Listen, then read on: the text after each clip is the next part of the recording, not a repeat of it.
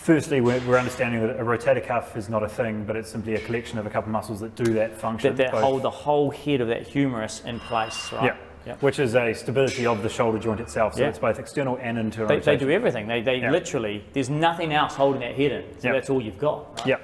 So from that, we're going from a limited range of motion here, but as we mentioned before, there's an external rotation. If we're looking at that one muscle and we have fibers running in multiple directions, we're looking at external rotation here, somewhere in the middle range here, and then even going right up to horizontal. And of course, you can't get to here until you have that abduction range. Yeah, I get that. Talking about a starting point, you're saying, it seems to be one of the questions of where the hell do we start? Yep. For me, obviously, first one, you always got to follow a doctor's advice, and if it's keep things still, keep things still. Yep. But an isometric contraction is still a contraction, is still movement for that joint. It's still trying to create some contraction within the tissue. So I would always be starting with isometrics, and you don't have to actively move it. If I'm just even in here and I'm trying to do this, but I put my hand here and I'm just pushing out against it, I'm still getting some tissue. I still want enough time for that shoulder to rest and be able to handle that. But step one is I would start with isometrics. MAT is this idea of activation. So we're not actually stretching, we're activating. And what we found is when muscles are weak, other muscles tighten up to compensate. Yep. So when there's tightness, when there's a limitation in range of motion, you have to ask the question why. It's not just as simple as let's just go to the end range and just yank on the joint, right? Or push through that joint. Yep. So quite often you can find a muscle that's weak, and then now that can start to assist.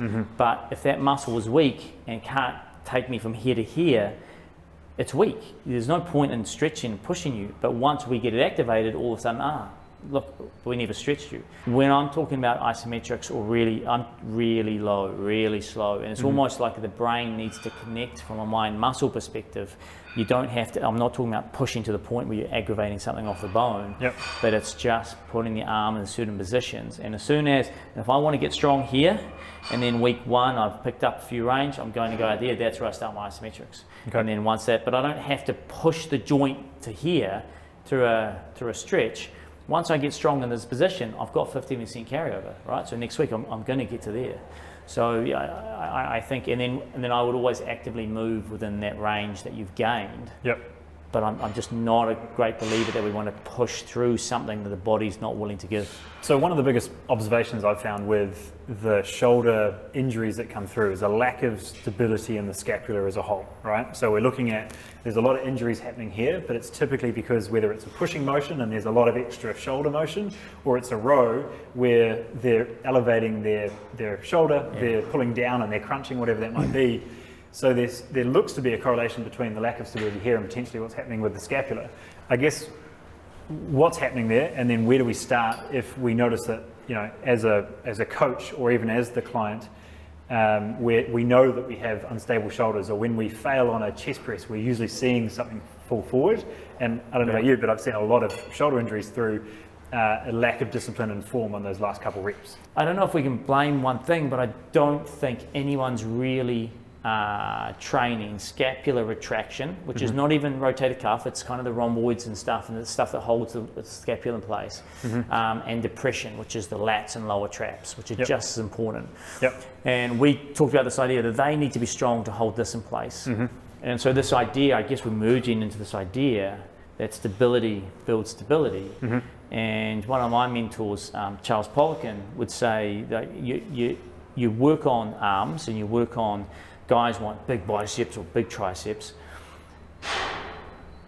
you're not going to get any growth anchoring off something that is weak. So unless you have really strong rotator cuff and the scapula depressors and retractors, you can do bicep curls till the cows come home. Your bicep's not going to change.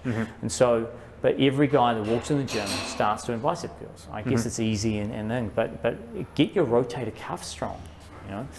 But taking that into account with, I was stabilizing a lot here, but actually thinking about, as you mentioned, the wrapping around of the shoulder from both sides to really stabilize that socket, I think makes a significant difference. And I guess where we finish on this is, if you have had a tear of a particular muscle, we've started with accessing range and contracting muscles. Where we've gone with it is, well, unless it was an accident where you fell off a roof or you were skiing or something, Yep. there's an area of, well, there's a lack of stability in that region clearly from the joint. But as we build back up, we need to realize that it's not just about accessing range, it's about getting strong in that range again. Yep. And that's not just the muscles that make up that rotator cuff, it is also the scapular stability to stabilize that whole side of your body. Yeah. And we have plenty of these clients where they come from a farming background or manual labor or whatever, and they tend to be very strong through their shoulder. Yep. They can be the first type of client you'll see grab a dumbbell and pull like this, Yes. and they'll never use their lats. No. So I guess this comes full circle back to whether you've already had the injury or you're trying not to have these injuries in future. It comes back to proper movement when you're training, and just tuning into, to build stability, we need to get awareness of what muscles you're contracting, hence the visual cue. And then if we are able to wrap those muscles around and really make sure that we are intentionally thinking about the muscles we're contracting, not simply just moving a dumbbell through range, the likelihood of a lot of these strains, I guess, starts to lower as well. But you see how, if I want to get growth out of a muscle, or if I said to you, hey Ollie, I want you to throw this, I want you to get the rubber band as far down this room as possible, it would make sense that you stretch it and let it go. Mm-hmm. I think you're a bit of a moron if you threw it manually, right? I mean, you just let it go, let it do it. Yep. So what happens is, look how much range this chest has here. If I go from origin to insertion, my fingers don't even need to separate, but I've got the dumbbell down. Yep. But now look at the difference. If I retract, if I depress and retract my scapula as I start, Yep. shit, there's 2 inches there, right? Yep. So now, if I have good form, even on a press, I'm retracting and depressing, and I'm through here, and I'm pushing. The results of what the musculus of the pec that goes through, nothing to do with the shoulder here, just results, is massive. Yep. And you know, the golden thing is how you know someone is doing it incorrectly is when that shoulder, one thing that helps internally rotate the shoulder is the upper trap. When that upper trap kicks, Yep. it also brings the head forward. Yep. So what do people do? Their head lifts off when they're doing a bench press Yep. or a dumbbell press. So they're lying here, this should have nothing to do with my cervical spine. I should Yep. be able to retract and depress and stretch and push. But what happens is people do this. And their head literally lifts off, literally lifts off the bench. And they're doing this and they do this. Yep. And all they're doing is just, it's not even, I don't know if it's not bad for the rotator cuff or the back. It's certainly not helping, but it's not even helping the front. Yep. I don't even know what they're doing.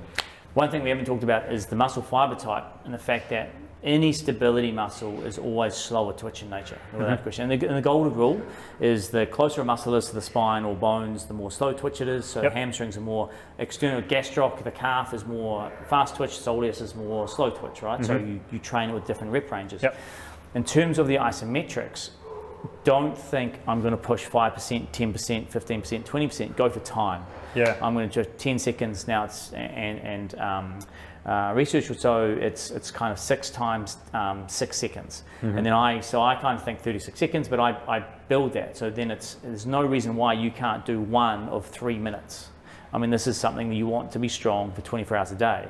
So I don't ramp up the tension, I ramp up the time because you're dealing with slow twitch muscles. Yeah, so it's, and thinking of it logically, if you're doing a set of bench press, and you referred to this before, when we're looking at getting stronger on a bench press, we want a certain percentage of that strength in an external rotator in order to achieve a bench press. Yes. Now, logically, I go to this thought that if I'm doing a bench press for 60 seconds, which is a long bench press, but say 60 seconds, but I've only got the stability of a rotator cuff or the rotator cuff group for 10 seconds, that ends up being a pretty horrible place for. You know, I've never thought about that, and that's really interesting because it's true. What's the difference between doing 8 reps, 10 reps, and 12 reps? Well, actually, muscle fiber fatigue. There are certain muscle fibers you recruit if you're doing 1 rep, and then if you need to do 4 reps, you still recruit the 1 rep guys, but they die off, and then there's new ones kick in at 4, and then if you do 8, the 1 rep guys kick in 4, so fast twitch kick, and then so you're actually doing different muscle fibers at 8 reps as you are 10 reps as you are 12 reps. That's why it's important. Everyone goes to the gym and just does 10 reps, right? Yep. But if you want hypertrophy, if you want growth, if you want strength, there has to be a range. Yep. So yeah, I guess you're right in the fact that if you want stability through here for 60 seconds, you would want the rotator cuff to be firing for that long. And that kind of came from a conversation we had before where a mentor of mine from a strength training perspective would have structural balancing ratios, and he clearly showed that everyone wants a bigger bench. So so to get bigger bench, I need to do more bench. And actually, he showed that if the rotator cuff was weak, and he would do it through a vertical infraspinatus test, if this was under, and it was 1 rep max test, let's keep it simple, you do 100 kgs for a 4-second down, 1 second up tempo, 100 max bench press once, you needed to be able to grab 10% of that, which is a 10 kg dumbbell, and do 8 reps of this particular exercise. If it was under 8, you would not improve your bench. So actually, to improve your bench, you need to get that exercise up.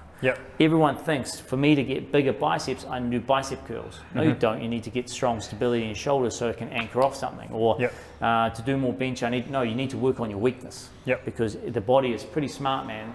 If you want to be able to kick faster, well, to be able to kick a ball harder or further, you need to whip your tibia on your femur pretty damn quick.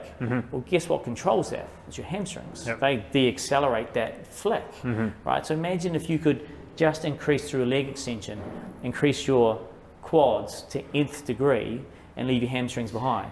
You'd snap your knee off.